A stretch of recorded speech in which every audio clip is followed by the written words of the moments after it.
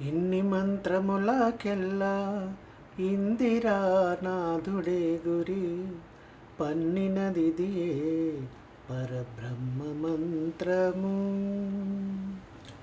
ఇన్ని మంత్రములకెల్లా ఇందిరానాథుడే గురి పన్నిననిదియే పరబ్రహ్మ మంత్రము. నన్ను గావగలిగే పో నాకు గురుడీయగాను, నన్ను గావగలిగే పో నాకు గురుడీయగాను.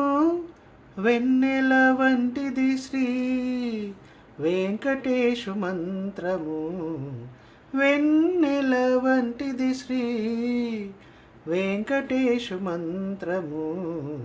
అన్ని మంత్రములు ఇందే ఆవహించెను.